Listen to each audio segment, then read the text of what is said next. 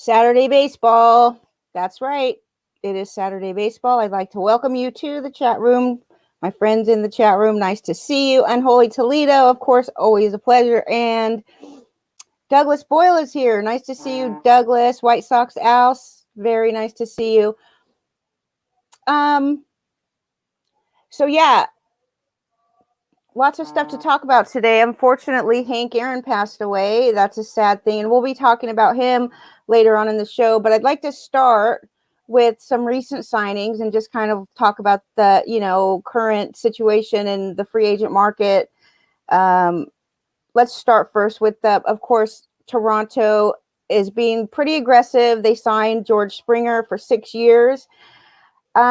According to NFBC ADP, now I've moved my ranking or my ADP now.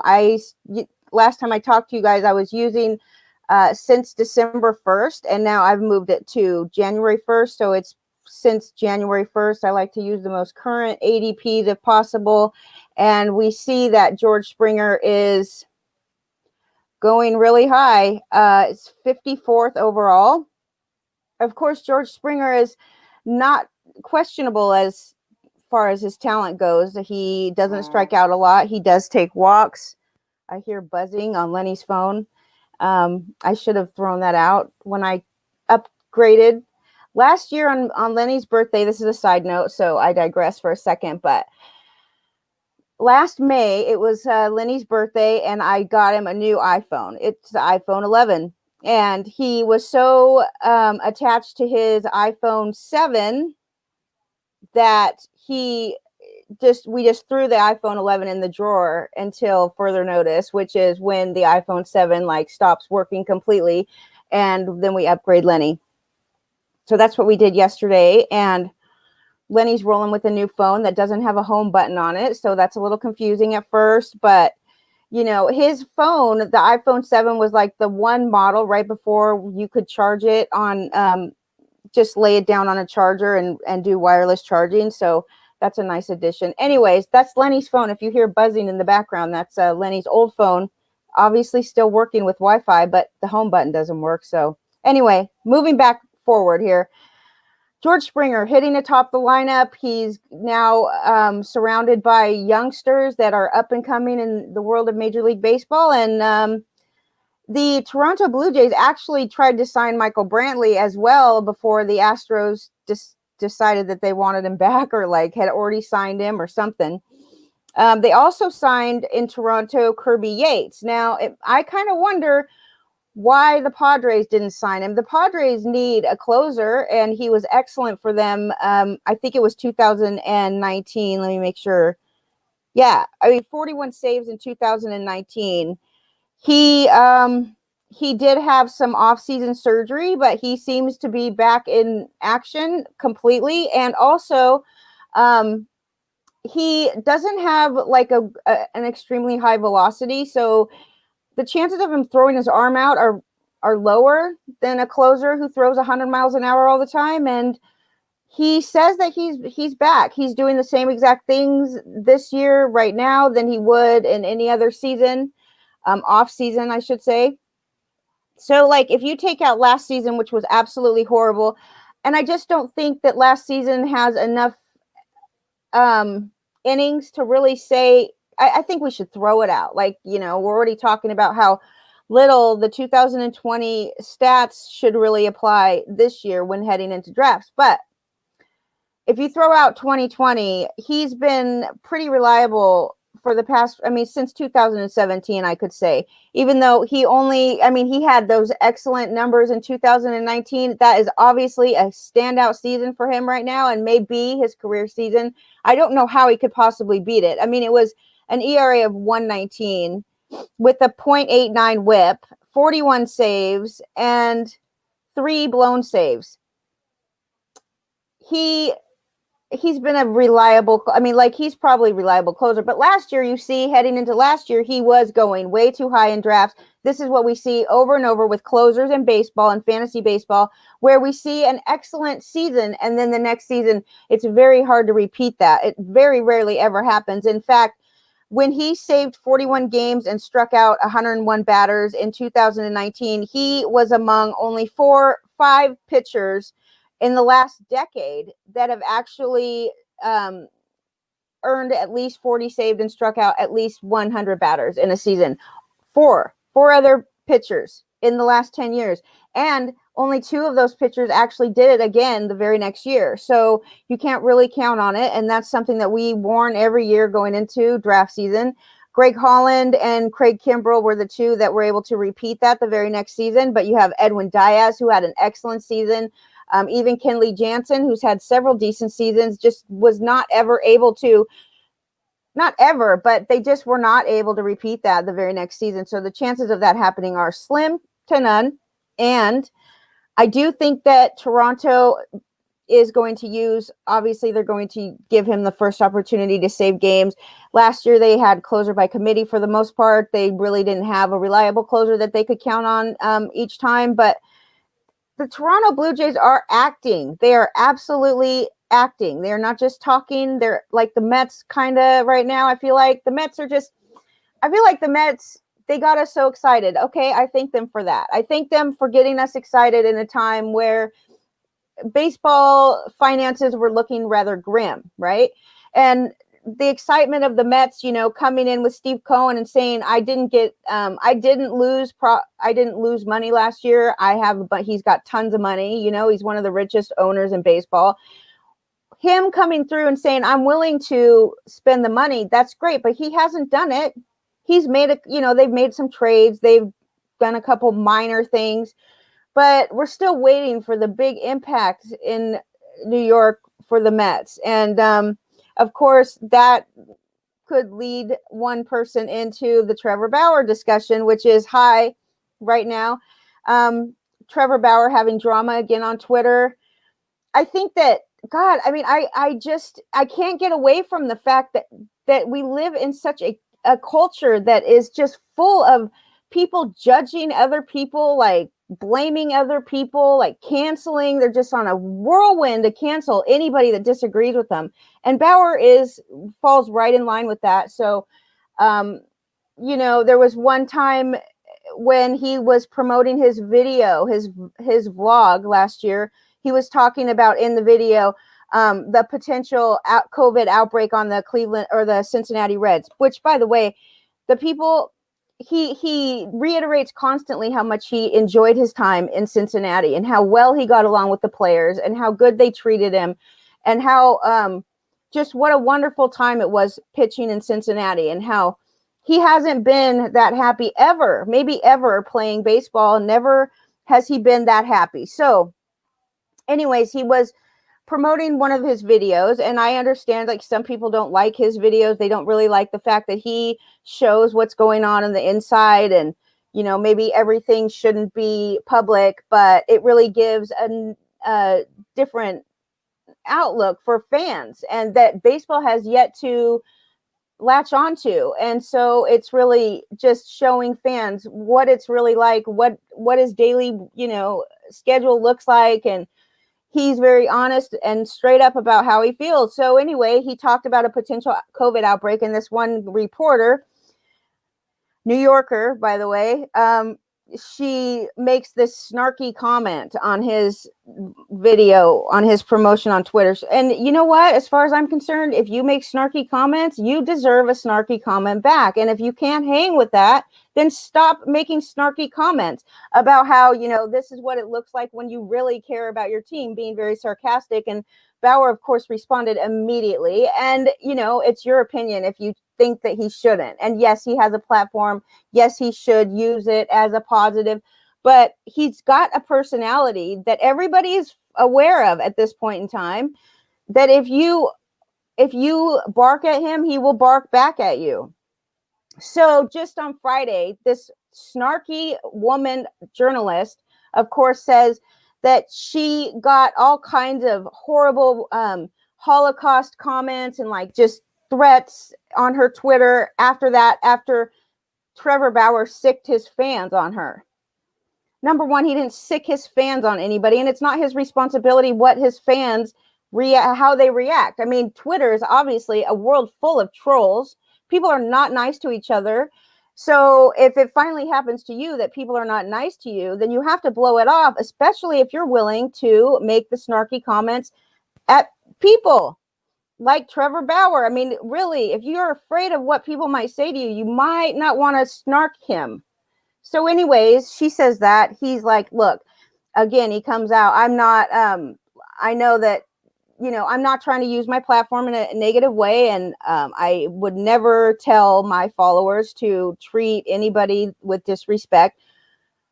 There is a but here, though, okay? People that he's not allowed to say, but I will say it, and I've already said it, and I'll say it again. If you make snarky comments to people that are willing to fight back, then that's what happens. But if it's happening to him, you don't care because you're just so quick to rush out and cancel him. And her comments on Friday, yesterday, she's not letting it die. She basically writes an article saying, like, obviously the Mets don't care how he treats people, and they don't care about going over the tax threshold, which is true. They did say that they are willing to go over the tax threshold, but they're not. It's not like their goal to go over the tax threshold. I mean, they'd like not to, but they're really close at this point, especially if they didn't they, I know they avoided arbitration with Lindor, but did they sign him? They're planning on signing him to a long-term contract. I can't remember for sure, but they are close to hitting the threshold, and they are very interested in signing Trevor Bauer. So there's a more informative video that he put up just recently on Twitter about the things that he's looking for in a new home this coming season. And one of the things is that he wants to be a team. Like he wants them to learn from him and him learn from them. And he wants whatever place he goes to for the pitching coach to respect his way of working out, his training regimen, his weighted balls. Apparently they told him in Arizona, like, you can't use weighted balls when you work out. You just can't do it. He brought up the fact that, he's been ridiculed over the years. I mean, I think he's at a point now where he's proven that his training regimen obviously works for him. And so I doubt that he's going to see a lot of pushback on that for the most part at this point in his career. But that's what he wants. The most important things to him are that he's happy, that he wants momentum. He says that it's very important to him to connect to his teammates. It's very important to him to engage with the fans, that the new team has to accept the way that he goes about his public display of his life. And then that team would have to accept the fact that, yes, there are going to be things that, he's probably going to say, but that's one of his big things. He said geography does not matter as much. He said that the size of the media market does not matter as much. He could deal with large market, small market. He said that, but the bottom line is he wants to pitch every fourth day. He said that one of the most important things for him is the open discussion and actual possibility of pitching every fourth day. He said that he feels like he's a better pitcher if he pitches every fourth day, that he he says he's been keeping track of his pitching, and he does all summer. All off season, he writes down how many pitches he's thrown. He talks about, he keeps it all on a chart, an Excel spreadsheet. He is very meticulous about keeping track of his, whatever, his workouts, his number of pitches, number of different types of pitches. He usually spends the off season working on one specific type of pitch, but I'm not sure that he's doing that this year. Either way, he knows, like he says, I know for sure that I'm a better pitcher after 4 days rest.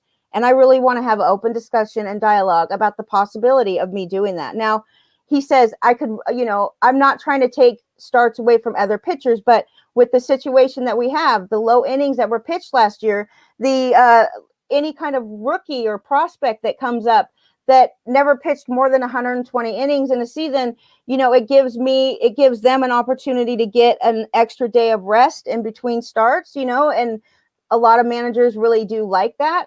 Now, there's talk about his history with Mickey Callaway, and Mickey Callaway was one of the pitch. He was actually, I will say, in Cleveland.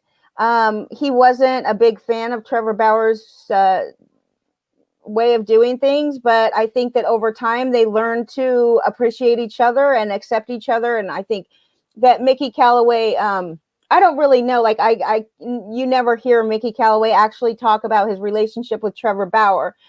Although they did get along towards the end of his time with Cleveland, and I don't think that that would have anything to do with him not going to the Angels, because he's now with the Angels. It's so cute because these kids on Twitter and like people make videos trying to get Trevor Bauer to come to their hometown, and there's negative too, but for the most part it's overwhelmingly positive reception from the fans that you could tell just have been itching for some kind of interaction with MLB. The fandom, it's apparent to me that it matters to fans that people engage, that if Trevor Bauer liked a tweet, or if he retweeted something, or if he acknowledged, or any MLB pitcher or player, if they acknowledge you, you feel like you're more a part of something than you were. And fans find that pretty, like, I wouldn't say it's like going to make or break baseball whether or not they engage, but I definitely see the positive side of the interaction with fans, right? I think that Trevor Bauer has got something going there. So anyway, we'll see what happens. My personal opinion, I really think that there's a good chance, and I really hope that this is true. I hope that he goes to a team with a very short contract that wants to win right now, that is willing to pay him a very high average value and yearly salary. And I hope that it's higher than Garrett Cole, at least for a year. Like, I think that that would be fine. That would be great. Right now, it seems like the Dodgers, the Mets, the Angels, and possibly Toronto are interested. And you could say that 2 at least out of 4 of those are contending teams, and the other 2 possibly contending teams. Toronto is right there. If they're not, if the Yankees don't make any more moves, Toronto is right there. The Red Sox, they're completely not. They signed Kiki Hernandez, okay, and so does that change things? Yeah, it might change things a little bit for Verdugo, right? Who's actually a great hitter, makes great contact, and could be very valuable in fantasy, depending on what you have to pay for him and what round you get him in. But Boston, other than that, is just a nightmare. They're a nightmare. They're an absolute debacle of a nightmare. So let me check in with the chat room and say hi. Hi, everybody. Good morning to Daniel, White Sox fan. All kinds of White Sox people here today. Bauer owns a drone. Yes. You should push. You guys tell Jocelyn what to do. Video it is. I'm not using Spreaker. In fact, never mind. I won't even talk about Spreaker, but I'm working on that today. So after this show. Weighted balls. Weighted balls. You just wanted me to say weighted balls again? Okay, anyway. All right. So, moving on. We talked about Bauer. He does want to win. He made that clear. He does want money. He says he wants to be paid for his services. So obviously, money is something that he's feels is important. Let's go back to San Diego for a second. We talked about Kirby Yates. What's your idea of Kirby Yates now? Kirby Yates, okay, for the month of January. Now, he just recently signed, so of course his ADP was 246 overall. He signed for 1 year, $5.5 million. I think that's an excellent bargain for him. A lot of these closers are going to be going for excellent bargains, I think. They're talking about still adding another arm to their bullpen. Could be Brad Hand. I don't see why they would add another closer like that. All it does is just up the price on a pitcher and then and then add to the problem of, because any closer that's been successful as a closer is going to want to be the closer. They are not going to be happy with being in the bullpen. They're just not, for the most part. There are some, but for the most part, they're always going to really feel like they want to be in that closer role if they were successful at any point. And so and plus they cost money. Just adding the term closer to their name, it costs more money to sign these guys. So I don't know for sure if that's a serious consideration for the Toronto Blue Jays, but I do know that they're interested in adding another arm, a bullpen arm, especially if they don't sign Bauer or if they don't sign Tanaka, or, they have a decent starting rotation, but is it one of does it compete with the Yankees? No, probably not. Not yet. Although it could if they continue to add some more free agents. Okay, going back to let's talk about Jurickson Profar. Jurickson Profar now back to the Padres. That says something about what they think of Jurickson Profar, which I mean, to me is kind of important. I think he's underrated. He really has been for quite a while. He didn't have great success in Texas and Oakland, but he had okay success. I mean, last year he hit 7 home runs and he stole 7 bases. And, if you prorate that to a full season, it's 2020. My question is with him, where is he going to play? Because once again, the Padres are stacked and they have Jake Cronenworth. They also signed an Asian international player that I believe plays middle infield. Jake Cronenworth definitely plays middle infield. He had a good season last year. I can't imagine them just cutting him off of at bats, but Profar does play in the outfield also, which is another place that we see the Padres pretty. I mean, let me pull them up real quick. I should have had my depth charts pulled up. RotoWire is great for depth charts, by the way. That's where we're headed now. Let's look at the Padres. Their outfield. Will Myers, okay, Trent Grisham, and now Jurickson Profar. Also, I guess that's really not that crowded, right? That's not horrible. It's not that crowded. But so then Machado will play third. Eric Hosmer at first. Eric Hosmer is, I know he's mediocre. He's totally vanilla. He is absolutely not exciting in fantasy, but he is absolutely he is, I will say, the problem with Hosmer is that I think he goes in drafts too high. I think he goes like too early for what he actually is, but his RBI totals, you can rely on him. You know what you're getting out of Eric Hosmer. He's a lefty. He's going to bat in the middle of the lineup. He's going to get RBIs galore. And yes, he's boring. And I know our friend Malpal has a nickname for him that I'd like to put it in the chat room. I'd like to say it because it's pretty funny. Basically, the nickname just goes over the point that he doesn't hit outside of the infield. Whatever. His RBIs were 36 last year. That's just that would be 100 RBI season in a full season. The year before that, it was 99. And as the Padres continue to get better, Eric Hosmer is not old and he's not like over the hill. He's going to be 31 this season. So, this guy every single season, he has almost 6,000 plate appearances in his career.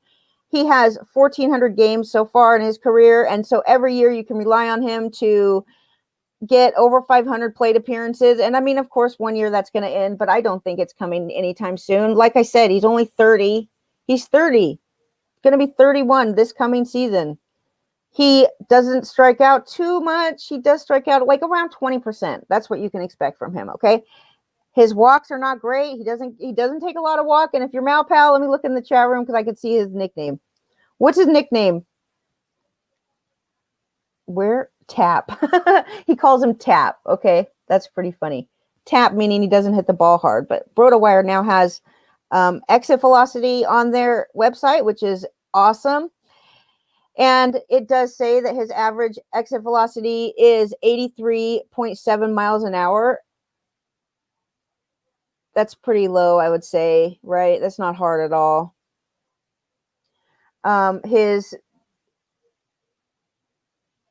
Let's see, his ground ball is 46. He hits 46% ground balls, 34% fly balls, but he doesn't hit it high enough. He doesn't hit it hard enough to go out of the park. His launch angle is right. It's 14%. So if he hit whatever it is, he's going to get you RBIs. There's no doubt about it. He is a definite. But let me tell you this. According to NFBC, Hosmer is going 130th overall since January 1st. He's gone as early as 82nd overall, which 82nd overall for real. It's just, what round? It's the 6th round. That's too early for Hosmer, in my opinion, okay? In my opinion. However, like I said, he's surrounded by excellent young, he's surrounded by a hitting team. He's surrounded by hitters now. He's going to hit in the middle of the order. He's a lefty. Bring it on. Bring it on, the Eric Hosmer, but I'm not drafting him that early. So, okay. Lenny says that Kim or Cron could be super utility. It'll be interesting to see what they do. Would he sign with the plan with the plan to be a utility? I doubt that Profar would sign as like a utility, right? Like a given utility. I just don't see it. Hi, George. George, nice to see you. Padres are going to start 6 infielders and 4 outfielders. Problem solved. Is that legal now in baseball? I don't know. Let's move on. Profar, let's see. 3 years he signed with the Padres, so they're not just going to bench him. That's for sure. They're not just going to bench a guy and sign him for 3 years, right? He put up back-to-back 20 home run seasons in Texas and Oakland in 2018 and 19. I told you he stole 7 bases last year. He hit 7 home runs. It's not crazy great. It's not like flashy good, but still over a full season, that would be at least 2020. They still have Kim. They have Cronenworth. He can play the infield and the outfield. We'll see what happens. Like regular at-bats I don't think that they're going to be a problem because you don't sign a guy for 3 years and just bench him. And I kind of like Profar for sneaky goodness. Let me see where he's going in the ADP. But this is, he's going 214 overall. Of course, he didn't have a team, so, this is going to change over the next couple weeks. So Michael Brantley is in fantasy, you know what you're getting with Michael Brantley. Okay, that's for sure. If he's healthy and he's playing, he's going to hit 300. He makes contacts like 95% of the time when he swings at pitches inside the zone. The problem is like are the Astros going to have it without Springer? They're like Brantley is not going to be surrounded by such a strong offensive lineup. Yes, he's going to hit. Literally his contact rate for pitches inside the zone when he swings is like 95% in his career. Overall, it's like 85% just on overall completely. So he's got an excellent contact rate. If he swings, he usually hits. That being said about Brantley, he still hit 300 last year. He had 5 home runs and 22 RBIs. Does he stay healthy? Yeah, he stays pretty healthy. He had 187 plate appearances last year, 46 games out of 60 total. But the Astros lineup, I'm sorry, it's not as exciting as it was. In fact, like for fantasy purposes, I would have rather him sign with Toronto. Okay? That's right. I would have rather have seen him sign with Toronto because I think that they're going to have a stronger lineup and they will give him an opportunity. I just don't think the Astros are that great, although I'm a little biased because I don't really like the Astros that much after all the nonsense. But that's just my personal opinion. It doesn't have any effect on like how good these hitters are. But the lack of Springer is going to make difference. I don't know how much, but it will. That's for sure. Lucchesi. All right, Lucchesi. So we got to talk for the Padres get rid of Lucchesi. They send him to the Mets. Okay, the Mets need to make a little bit more of it. A better move than that. Okay, that's just not going to cut it. Lucchesi goes to a rotation that is pretty much overflowing with like mediocreness right now. They have Jacob deGrom, of course. They just got Carlos Carrasco. That was a great trade for the Mets. I think he's going to be very good. He'll go from the American League, which he was very good in, to the National League, which he should be better, even so. But Marcus Stroman is still there. He's okay, but they offered him $18 million, so he's there. He's number 3. Now, then after that, it gets a little bit shady about what's going on here. You have David Peterson, Steven Matz, Noah Syndergaard is out, and Lucchesi. So between Lucchesi and Matz, who to me are like the same pitcher, okay, because they're just both just below mediocre in fantasy. And like, I understand the hype for Lucchese. He's garnered some excitement over the past couple seasons, but he has not lived up to any kind of reason to be excited for sure. He's had an ERA over 4, which you could say about Trevor Bauer too, until last season. So I'm not trying to be too harsh on Lucchese. He's still relatively young. He'll be 28 this year. He only pitched 5 2/3 innings last year. So we're going to just forget about those stats. Okay. They don't count, even though his ERA was almost 8 and his whip was 2.65. That's just unbelievable. Okay. Unbelievable. Still, he only pitched 5 2/3, so you can't really hold it against him. Although Lucchese is nothing. Okay, so he was. Here's my notes about Lucchese. Where's he going to pitch exactly? Is he going to be guaranteed innings? This is not a good trade for him as far as to be guaranteed a spot in the rotation. He is not guaranteed a spot in the rotation. In fact, RotoChamp depth charts, I think, had him listed in the minors. That's right. Okay, and Matt's probably belongs in the minors too, for all I know. I don't know. Just neither one of them are great. Neither one of them are horrible. The first 2 big league seasons, Lucchese had a 4.14 ERA, and he backed that up with a 24.6% strikeout rate and an 8% walk rate. Okay, not horrible, but let's see something. Last year, he spent most of the season at the alternate training site, and it's just not that good. Let me see here. We have for last season, his stats I already looked at. The Mets are ramping up interest in Bauer. Yes, I think they're interested. Yes, I think they will. Would they allow him to pitch every 4th day? I don't think the Mets are going to be the fit for Bauer. Unfortunately, I would love to see him come to the Mets. I would love to go to Citi Field and eat all kinds of food because they have the best food ever at Citi Field. Their ballpark food is wonderful. They have like pastrami sandwiches, ribs. They have this great they have a great cheeseburger with like green chilies and cream cheese on it that they named after, I can't think of his name right now, but it comes with a Tootsie Roll Pop because he always loved to eat those. He's still around. Obviously, he's not playing anymore, but he's still around. I forget his name. Hernandez. Somebody, what's his name? Anyway, whatever. It's like the best cheeseburger ever. They have all kinds of food. They have great garlic fries there. The food it beats any ballpark that we've been to. And so far we've been to like 26 out of 30. We still have a couple more to go. Kansas City coming up, hopefully. I'd like to leave the house and go to a baseball game this year. That would be so awesome. I think we'd have just such a more of an appreciation than we've ever had before in our life. And, in a way that's good. Being grateful for things, I think we take lots of things for granted, like including going to lunch with your friends or going to a baseball game and just interacting with human beings. So I hope and pray that we will see that lighten up this year. I don't see why it won't, right? Okay, so let's talk about a little bit more on the Mets. Would they go over the tax threshold? Yes, they've already said they would, so that's not the question anymore. I can't remember if they signed Lindor or not. I've already admitted that I don't know for sure. I do know they avoided arbitration, but we talked about the snarky journalist with Bauer, and that's Bauer is going to, and when people talk about Bauer, like they say, is this team willing to bring on such a guy like Bauer who is controversial in his tweets? And you know what, man?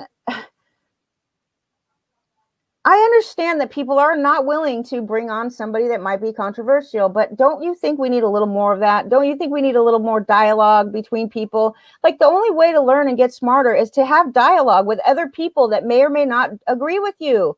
If we completely just ban and cancel and like delete people that don't agree with us, we will never get smarter. We will never open our mind to anything new. We will never as human beings like grow, and growth is part of being a human being. Like it makes no sense, especially if, I don't know, people just, the world that we live in is so sad. It's just so scary. We really need to get over it.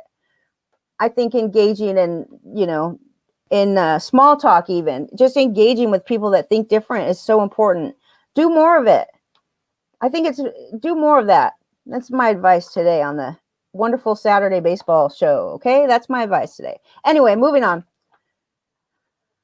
Joe Musgrove is a big deal right now. Joe Musgrove, his fantasy value is skyrocketing, and I can understand for some reasons why. I mean, he strikes out batters for sure. Him leaving Pittsburgh is an amazing thing for his fantasy value, and it's like when you leave Pittsburgh currently. I mean, I'm not saying it's been like that forever, but Pittsburgh has a real problem with pitching. They have a real problem with bringing, like, Oakland is good at raising pitchers, and another team that's really good is Cleveland. You could see that when a prospect grows up in the system in Cleveland, it seems like they live up to their possibilities there. But Pittsburgh is the exact opposite. So anytime a pitcher leaves Pittsburgh, his fantasy value is going up. Okay, we already had one eye on Joe Musgrove because we noticed that he does strike out batters, and okay, last year his velocity was down early on, and he missed almost a month with tricep soreness. He returned with more life on his fastball. In the last 5 starts, he had a 2.22 ERA, a 39% strikeout rate, and a 17.3% swinging strike rate. That is, I think that's Lucchesi. I might be confused on this. I remember reading that his upside is 3.5 ERA, and that, I think, is Lucchesi. I could be wrong. Let's talk about Joe Musgrove. Let me pull up his actual stats so I don't mislead you completely on Joe Musgrove. But we all know why we like him. He's got potential. Now he's pitching in San Diego. There's not a ton of ballparks that are better for a pitcher than San Diego. Let me see what it says about him. Is his potential an upside 3.5? Yeah, maybe that is him. Let me look at his last 5 starts. So we have from September 1, 2, 3, 4, from September 2nd to September 26th, his ERA was 2.16. He did have a good ending, and he did have 5 starts when he returned. So maybe that was Joe Musgrove I was talking about. Does he have a higher potential? Could he have a potential to have an ERA under 3.5? Okay, yeah, I could see that, because he has not, his ERA it doesn't match his FIP. Okay, and this is very common with pitchers in Pittsburgh, that their ERA is much higher than their fielding independent percentage, which is, if you take away the bad defense in Pittsburgh, the bad lineup that can't score any runs, you are going to get a pitcher that can actually put up numbers that are in, with a 3 ERA. And I think that most of the fantasy community sees this in Musgrove. Now, watch out for this guy, because he is rising up. This is a perfect example of a sleeper who is not a sleeper anymore, because as we get closer to the season, people start drafting him. That's not a sleeper anymore. If they're drafting him, they're drafting him 94th overall in the month of January. Well, 140 overall, as early as 94, as late as 171. He's going, but if you narrow this down to the time that I bet you if you narrow this down to the time that he got signed with, or that he was traded to the Padres, that his ADP is crazy. It's crazy, too early, right? I think so. And I think that the hype on him is a little bit above. But it does make me wonder about Lamet. It does make me wonder what's up with Dinelson Lamet. He wasn't that healthy, of a pitcher to begin with. And he just got back from Tommy John surgery last season. He dominated. He was excellent. He, in fact, actually, against all of my advice that I gave out before the season, I did not tell people to draft Dinelson Lamet. He was $10 in Tout Wars, and I refused to let him go for that cheap. So I got him, and he literally helped me almost win the league. I was so close to winning that league, and Dinelson Lamet was a big part of that. But The Padres show me that they don't have a lot of faith that he is going to be healthy, and that they don't want to push him to be healthy too soon, and that's why they keep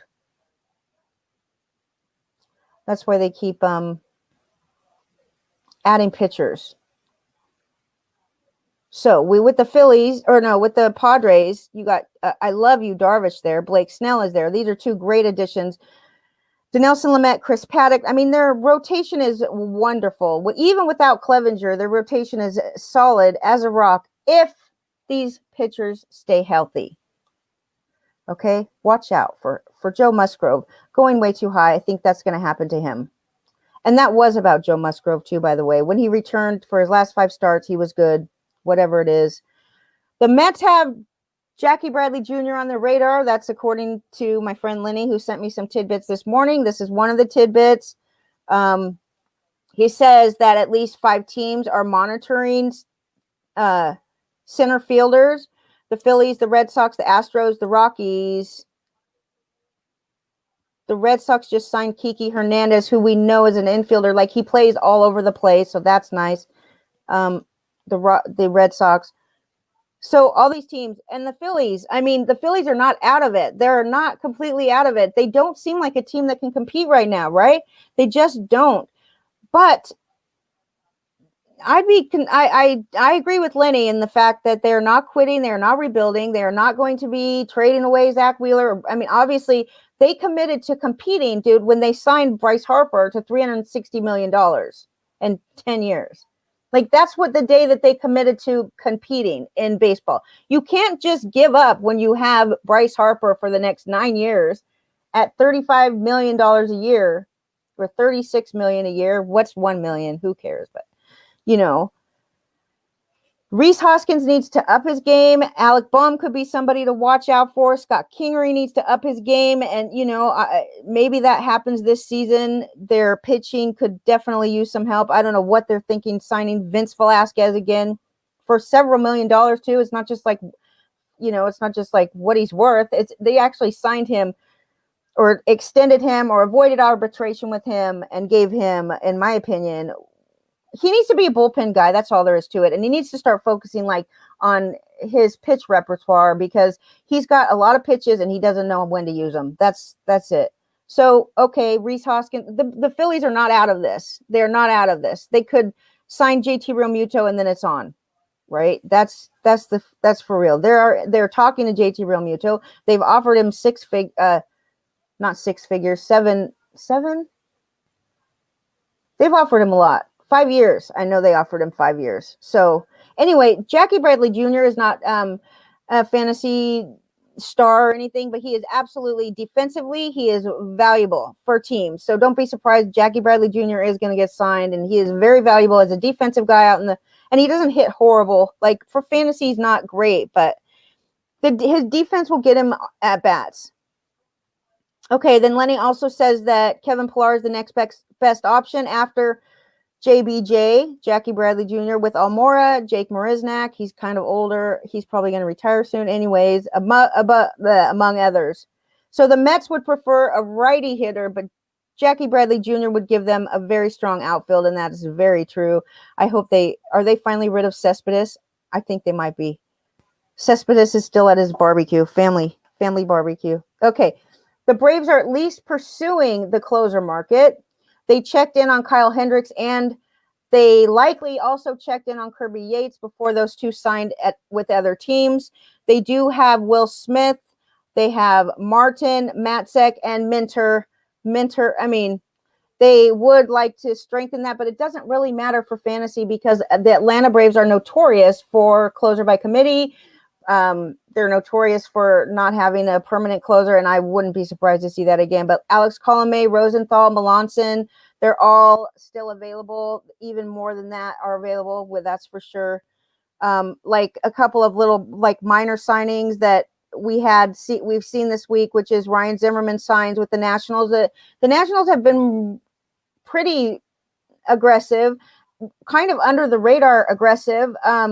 The fact that they re-signed Ryan Zimmerman, I wonder what happens to Josh Bell. Now, I know that they're considering having the DH in the National League. Okay, which would be great. But does the Ryan Zimmerman signing actually cut into, or maybe I should say, does it make Josh Bell's leash shorter than it was when before they signed him? They re-signed Ryan Zimmerman. He's not like the perfect bill of health either, but he did have, he's got talent. If he could stay healthy, Ryan Zimmerman, he's a little bit older, so he's not going to play every day.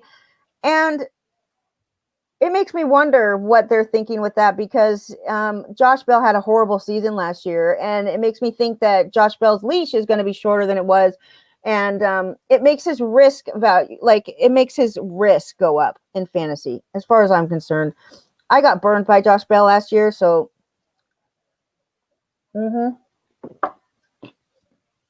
Okay.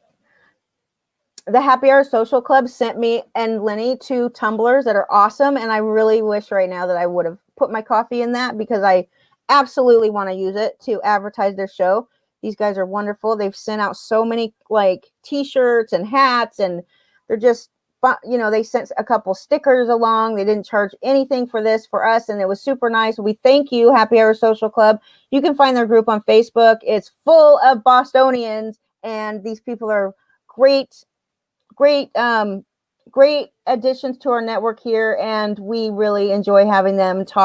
And they also have, their show is on Wednesday nights at 7, and then on Thursday night you can see them also at 8 o'clock here, right after Lenny at 7, which Lenny's doing a night show because people complain that they can't get there during the weekdays at 9 a.m. and that's fine. Lenny wants to do a show for you people out there that don't have an opportunity to come to the chat room on Monday through Friday at 9 a.m. It's Thursday nights at 7, and that's pretty much turned into this kind of question and answer group. People come and they talk about their upcoming drafts, and Lenny updates on whatever's going on. Lenny doesn't have to work very hard to come up with something to talk about, because every day at 4 a.m. he's up reading the newspapers for every baseball team in the country. Okay. So there's rumors. Let's talk about a couple rumors before we finish the show talking about Hank Aaron. And we'll talk about Hank Aaron, and then we'll talk about that veers off into another conversation that I want to end with. But so some rumors. Oh wait, we didn't talk about Lester. He signed. J.A. Happ, he signed. Tyler Chatwood is with the Blue Jays. J.A. Happ is with the Twins. Lester and Happ. Lester's with the Nationals. Lester and Happ, they'll probably be in the rotations. Chatwood, he's probably going to go in the bullpen. I'm thinking that he probably will end up in the bullpen. Do they have any upside, Happ and Lester? Not in my opinion. They're both, J.A. Happ is, no offense to them, they're veterans for sure. And Lester, I just feel like Lester has, for me, I feel like Lester has put up better numbers than he actually is as a pitcher, and I've been waiting for him to just blow up for about 4 years straight now, and he doesn't. So I give him credit for that. He came back from cancer. I'd choose him over Happ any day of the week, but I'm not drafting either. That's my opinion. Toronto is another possible landing, or I should say another possible interest of the Toronto Blue Jays if they don't get Bauer, is James Paxton, who, man, for some reason, I have not given up on James Paxton, even though he burned me last year. Okay, totally. And I hated it when he went to, I don't know. He's got upside. James Paxton, for sure. The question is, can he stay healthy? He always gets batters to swing at his stuff. He definitely has a pretty consistent strikeout rate. He strikes out batters. The question is, when is he healthy? He's constantly hurt, constantly missing time. He did have we've seen his fastball velocity go from 95 plus miles per hour to 92 miles an hour. That's a huge drop off in velocity for a fastball. You see the velocity dropping as players age, or pitchers, as they age, you see their velocity going down, but you see it going down very small percentage. So it'll go from 93.7 to 93.2. right? And then the next year it'll go down in like 92.9. It's a very small amount, but with him, that's 3 miles an hour. That I want to say that it probably stems from his injuries.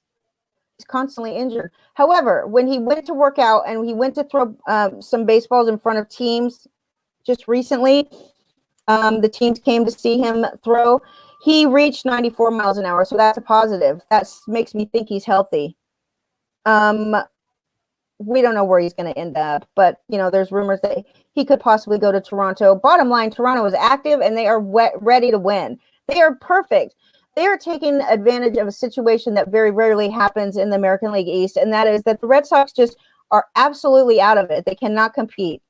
The Yankees, we don't know for sure. Like, obviously the Yankees are active too. I mean, I'm not counting them out, even though I'd love to count them out.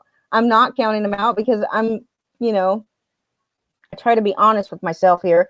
The Twins, they say that the Twins have upped their dollar amount that they're offering Nelson Cruz, but he wants more than 1 year. He knows that it's probably going to be he doesn't know, but I'm assuming that he's looking at it like it could be the last contract he ever signed. I mean, he's in his upper 30s, and you can count the National League teams out of this discussion with Nelly Cruz. Even though Nelly Cruz is so consistent, he is an absolute designated hitter, and that's it. He's at an age where you cannot rely on him for anything other than that, but you can definitely rely on him to make some home runs possible. That's for sure. Fantasy, I think that the possibility of getting him for a good deal at the draft is high. And don't count out players like this, like JD Martinez. Look where JD Martinez is going in drafts. He's going like 100th overall. Now, what you ask yourself, would you rather have Hosmer or JD Martinez? There's no question, right? I mean, maybe there's a question. Depends on what you need, but at that point in the draft, you pretty much need everything. JD Martinez, 100 overall. When was the last time that happened? Like before he actually changed up his swing and started hitting bombs. Taijuan Walker, he was Twitter had a rumor that he was going to the Yankees. That was all made up. Now Twitter has a new rumor that's not true, which is that Luis Castillo went to the Yankees and he's still part of the Reds. He is on the trade block, though. They've made it very clear that they're willing to trade him, so we'll see what happens with that. But if you see on Twitter that Luis Castillo went to the Yankees, every player supposedly goes to the Yankees, although this year I have to say the Mets might have taken over with the whole every player to the Mets, instead of every player to the Yankees. The whole I don't know. The going thing is now, the Mets. We'll see. I'm waiting for the Mets to do something real. I'm waiting for them to do something. They did sign a catcher, James McCann.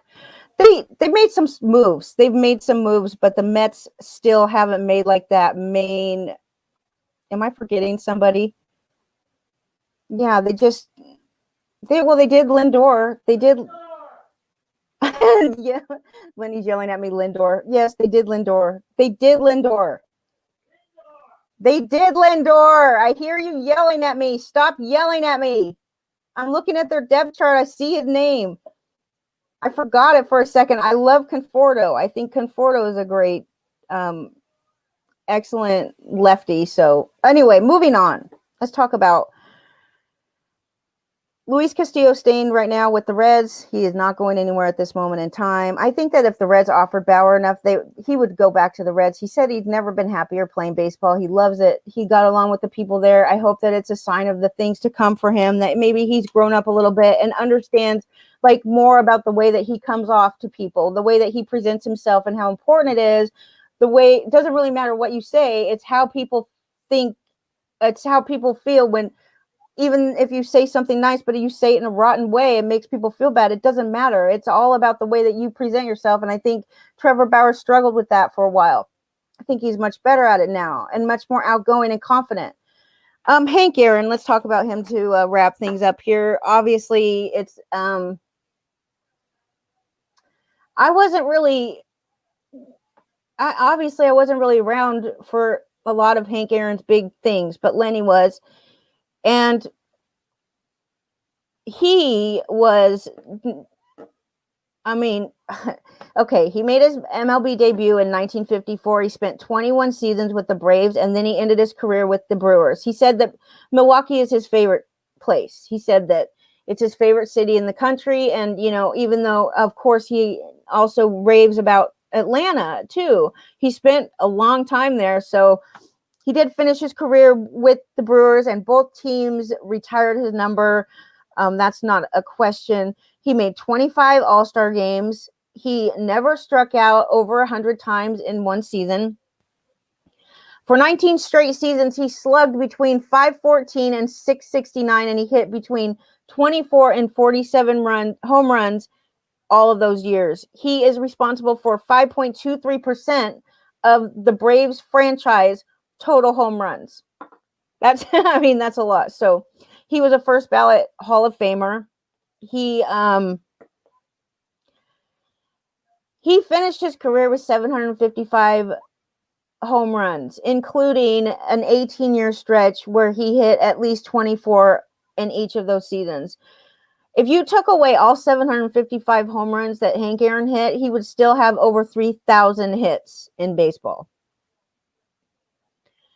Jason Stark wrote an excellent piece at The Athletic, and I love reading Jason Stark's pieces because he always is putting stats out there, and he's always talking about the most wacky stats, you know, the most unbelievable stats. He usually does an article like that about once a month and when the season is on, and then he'll do one right after the season with the World Series, but he goes and looks at stats, and then he talks about just the fascinating stats. He did one on Hank Aaron, and it's excellent. If you are a subscriber to The Athletic, of course, I can highly recommend that. He talked about Hank Aaron's OPS, that for 20 years it was 161 or higher, and that's from 1955 to 1974. He said that even like Machado, Arenado, Freddie Freeman, they haven't even had one season with an OPS that high, and he did it for 20 years. There's only 3 players in history to have had double-digit home runs in their age 20 season and their age 40 season playing. Hank Aaron was one of those 3.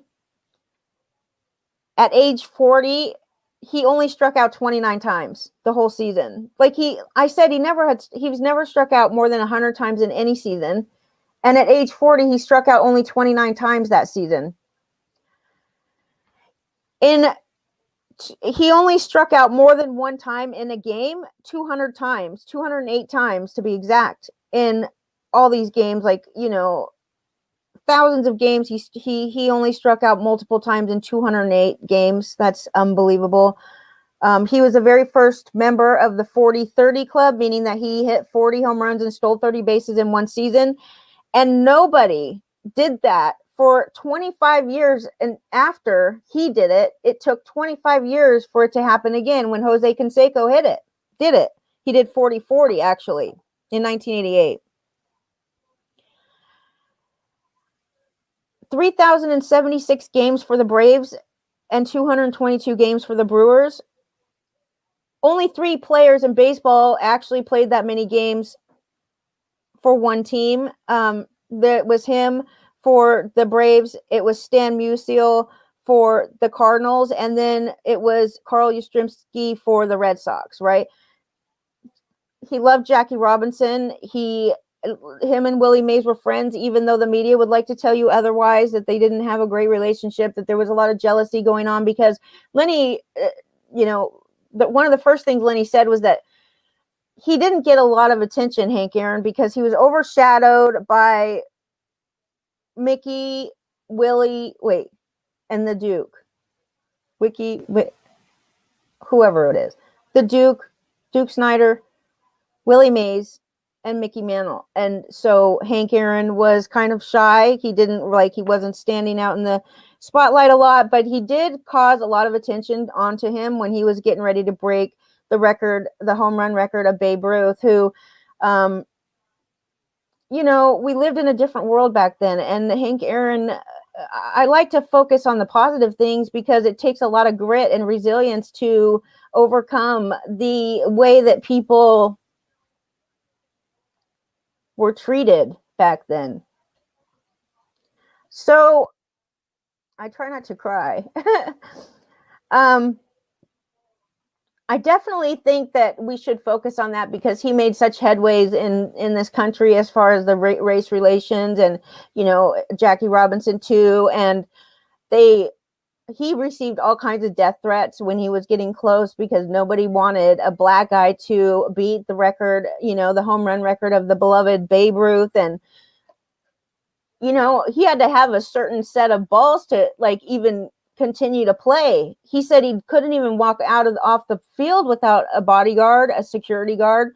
He got thousands and thousands of hate mail threatening his family and him from the Ku Klux Klan. He said he had to even sleep in hotels away from his team because back then, um, they just didn't allow everybody to use the same restrooms. They didn't allow them to go into restaurants. They didn't, like, nobody that's living right now really understands the way that it was in comparison to the way that it is now and how far we've come. And I mean, Hank Aaron, I was watching an interview this morning from 2010 where he talks about that. Of course, I mean, it made him very sad the way that he was treated, but he was just taught to put his head down and just keep trucking forward, like he loved baseball. So that's what he did. And he knew what the right thing to do is. So along with all of the hate mail, he got a lot of positive mail too. There was a lot of people that, not all white people were completely racist and horrible. And I just think that, he deserves a lot of credit for actually dealing with real systemic racism that made it very hard for people of color to be successful, to break records, I can't even imagine the mental strength that it took to face this type of adversity in life and in baseball, and be one of the pioneers that actually like changed the way that we do things and change the way that we think. So that being said, I when I was looking into Hank Aaron, I noticed that somebody mentioned that like, so he was talking, he's always been very just gosh humble. He's humble, right? He talked about Barry Bonds breaking his home run record, and of course he's always asked about like what do you think of that, the fact that he is pretty much like known to have been using steroids. The response from Hank Aaron is like, well, he never admitted to it. He never was charged with anything. And so, yeah, I mean, and then of course the response is, well, it's obvious that Barry Bonds was using steroids because he was playing in baseball for years before he got like to the point where he hit so crazy good. And like, it just isn't possible. Obviously he was on steroids. We can all assume that, right? But the problem with the Hall of Fame, like the problem with the way that one of the problems with the way that we decide whether or not a player deserves to go into the Hall of Fame is that we use subjective rules. Like, so in even Hank Aaron admitted to using greenies, which is amphetamines, and so I started like, okay, wait a minute, like we have such a problem in this day and age with canceling everybody and saying they don't deserve to be in the Hall of Fame because they did steroids or whatever. And I thought, I wonder how far back we can prove that teams and players were using substances to get an edge on their competition. And like, why do we say that it's okay for one generation and not the others when nobody, I mean, even Hank Aaron will admit this in the interview I saw this morning. He said nobody's hands are completely clean. Throwing stones is really a bad idea because none of us are perfect. None of us can say that we never tried a substance or that we never did whatever it took. Like in the 1930s, in the 1940s, okay, the St. Louis Cardinals. Let me show something to you guys. I want to show you. I'm going to share my screen here. 1 second. I want you to see this article. Talking about the 1940s. It's an article by a guy named Harry Ferguson who wrote for the United Press. He was the editor for the United Press Sport. This is 1942. He says, the Cardinals started their season by breaking out in a rash of home runs that drove the pitcher back to the showers, right?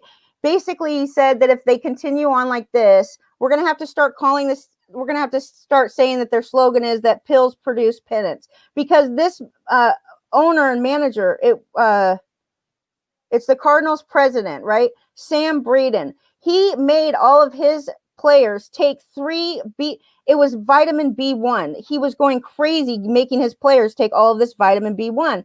I mean, they said that they brought 25,000 vitamin B1 pills to spring training, and that they were just making them take them like crazy. This author, this journalist, is pretty funny, because the way that he goes about talking about this whole situation is that, like he uses humor in it, but you could tell that it's like you just walk into the locker room and all these pills are everywhere. And they're not afraid of even acknowledging that they're taking all of these pills. This is in the 1940s. The Cardinals beat the Yankees in the World Series in 5 games. They had a crazy record of like 106 to, I don't know, 106 wins to whatever, maybe 50 losses or something like that. It was just unbelievable season. And every year the Cardinals were winning. They were either first or second place in the National League, and they were just finishing good all the time. But nobody knows for sure if the vitamin B1 pills were working, but they were absolutely mandated by the president of the St. Louis Cardinals. And then it was like this guy, the president of the Cardinals, told their correspondent, this guy, Harry Ferguson, their journalist, that they said that the journalists are going to need something too, because it's a long season. So this guy, Harry Ferguson, offered to take the vitamin B1 to see if, in fact, this would make him more athletic, better at his things, and he said, no, it doesn't. It really didn't help him at all. He did 3 athletic he participated in 3 athletic endeavors after he started taking the vitamin B1 that the president of the Cardinals told him to take. So, I mean, it's pretty funny, but you read this old newspaper and you just see such great things. And I loved reading this entire thing. I read this entire page of news. It was very intriguing, very interesting for me. And so anyway, I wanted to show you that. But that was in the 1940s. And this is not something that was new. Rampant amphetamines use in between 1950, and it wasn't even banned until 2006. Amphetamines were finally banned from baseball, but they were using them like crazy. They said there was always 2 pots of coffee. One of the pots of coffee was laced with amphetamines. They said that they laced everything with amphetamines. So even if you weren't like a willing participant in taking amphetamines to get better, they were lacing everything that they ate, drank, whatever. They were probably lacing pillows with this stuff. Willie Mays went to his doctor and asked his doctor for something that would help him get through the season. And he gave him 500 pills, amphetamines, greenies is what they called them back then. But even Hank Aaron admits to using them. So I wonder if it's fair in this culture that we live in to say you don't deserve to go into the Hall of Fame, because I also think that this is just my opinion, okay? My opinion. I feel like the whole idea of how steroids works is misunderstood big time. That steroids are really mostly for recovery. So the reason that it's so useful in baseball is not to make you look like you can pull a semi truck or like be one of the strongest men in the world, but more so that you can recover. And the season is very long. So, immediately you'll be able to recover from things that would take weeks to recover from. Also, you're able to work out more because you're able to work out harder because the recovery time is less. It's less painful. I mean, there's limits to what you can do. And so anybody that works out harder and more regularly, or they're obviously in better shape. So that's really what it comes down to. It doesn't make you hit the ball harder. It doesn't make you, obviously Barry Bonds, you could tell just by looking at his neck, and same with Mark McGwire. You could tell that these guys were on steroids. Nowadays, I will say this, there was 10 positive steroid, or I'm not going to say steroid, it was HGH, performance enhancing drugs. There was 10 positive tests last year. In a shortened season, there were 10. But also, the reason that I found that out was because I was searching for the number of players that are actually given an exemption from their doctor because of ADHD. And there's 91 players in baseball currently that have an exemption for Adderall, which is an amphetamine.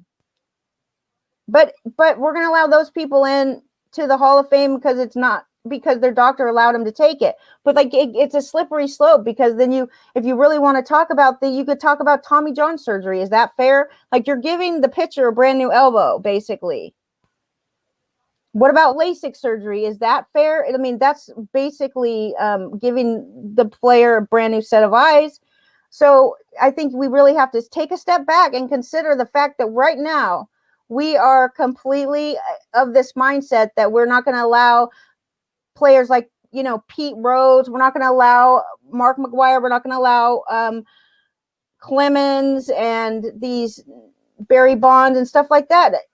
In my opinion, the Hall of Fame should be for players that are Hall of Fame worthy based on their stats. It's not based on how you treated your wife. It's not based on, if you came to work early. It's not based on if you got arrested for something, or if you caused trouble, or if you had a bad attitude, or if you pissed off somebody on Twitter. It can't be, because once we do that, it's such a slippery slope. Here's the deal. If you have stats that qualify you as a Hall of Fame player, you deserve to be in the Hall of Fame. That means Pete Rose is the first one on my mind that should be in immediately. Pete Rose has some records that may or may not ever be, broken, but he gambled as a manager, which he never gambled against his own team, as far as we know, and maybe or maybe not. We'll never know. So when we start making judgments about like who deserves to go into the Hall of Fame based on their integrity or their character, or like whatever it is that you think that they shouldn't have done, we all make mistakes. The numbers speak for themselves. And so right now we're basically we're keeping out a whole generation. And it's not just going to be this right now. I mean, moving forward, it's going to be some other reason why, so and so doesn't belong in the Hall of Fame. But if we're going to talk about performance enhancing drugs, we're going to talk about that, you see such anger. You're like, you go around on Reddit, you see like people saying, they should never be given an entrance or an opportunity to be part of the Hall of Fame. They should never, they should be banned in baseball, and we should never talk to them again. And like, it's like, holy moly, hold on, wait a minute though. Obviously you don't realize how long drugs have been a part of MLB and every other sport. I'm not saying that, look, it's a very tough situation. It's a very touchy subject, but I could tell you that keeping a player out of the Hall of Fame because he did steroids, or Barry Bonds didn't even get caught doing it. There's no proof that he did it. There's no proof. He never admitted to doing it. Sammy Sosa, no proof. No, I don't know for sure which ones. I know that, like, there was that list that came out with all of the people that had supposedly taken steroids. Big Papi was on there at one point, and I mean, that list was not supposed to be made public, but it was. Clemens, I don't think ever admitted it. I really don't think he did. A-Rod finally admitted it, but he shouldn't have. Should have never admitted it. But MLB was bound and determined to find out if A-Rod did it or not. Regardless, these players that never even admitted using it, and there is no proof for sure. Even Hank Aaron said, they never proved that Barry Bonds did it. He didn't get convicted. And he said everybody should be considered innocent until proven guilty. Not only that, but he admitted, when questioned about his record being broken, that, there's a lot of people that still believe that Hank Aaron is the best hitter of all time. And maybe he is. He was the hammer. He hit the ball. This guy deserves a lot of credit for what he went through during his entire career as a baseball player, which may not ever be like surpassed, and that doesn't even count the fact that he had to go through all of this adversity. He had to go through, the civil rights movement, trying to be one of the, black players in baseball, trying to pave the way for the people now.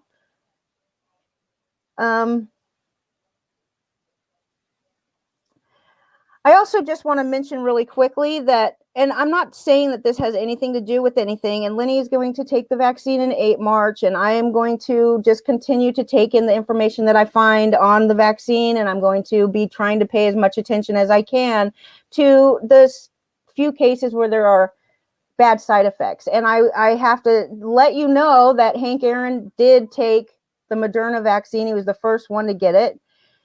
He did it. He was proud to do it. And nobody really knows exactly what happened to him in his final days. And that makes me wonder even more.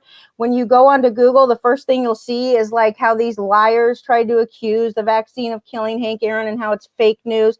That scares me because it makes me feel like when they're trying to hide something from you, or like when they're so adamant that you shouldn't believe something, it makes you want to know, because it makes me feel like everything that they're so adamant about keeping you from hearing, or that they want to just immediately call fake news, even though how many people actually know what did happen to Hank Aaron in his final days? Nobody. What we do know is that he wasn't sick the day that he took the vaccine.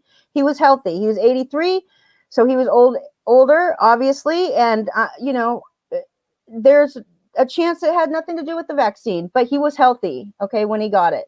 And so I just think it's important to, I don't know, man. This vaccine scares me. So anyway, that's just a bit of information. I'm not telling you like yay or nay. Like I said, Lenny's going to get it March, and then we'll be able to travel again, which, you have to say the pros outweigh the cons, and that's then the decision that you make personally. So everybody have a great day. Everybody, let's see. Okay, tomorrow is George. It's a wonderful show. Roto Imbeciles comes on at 6:30. Maybe Douglas will come on before that, maybe not. Him and Dan did a show last week, so hopefully they'll continue to do shows on Monday night at 10 o'clock Eastern. And then Tuesday night, I have the interview show. I will be doing Nothing But Fantasy on Tuesday night with Tim McLeod from Baseball 365. He's been everywhere, and it's funny. Tim McLeod was actually, when I very first met Lenny, when I very first started podcasting, my very first podcast on my own at Blog Talk Radio, Tim McLeod did it with me, and I was horrible, but he was my first partner on a podcast ever, and maybe I can dig that up. Maybe I won't be able to, but anyway, Tim McLeod's been our friend for a long time. We're excited to have him on the show. And then on Wednesday, of course, is happy hour at 7 p.m. And then on Thursday again at 8 p.m. Lenny will be on Monday through Friday. It's baseball time, everybody. So get ready, because fantasy baseball is coming, whether you like it or not.